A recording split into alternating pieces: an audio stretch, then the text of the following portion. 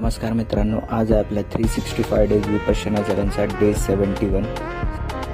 Direct मी आंघोळीला वगैरे गेलो। सकाळचे आंघोळ वगैरे करून झाल्याच्या नंतर मी माझं मॉर्निंगचं मेडिटेशन करायला बसलो आणि पूर्ण अर्धा पाऊण तास मी माझं मेडिटेशन केलं।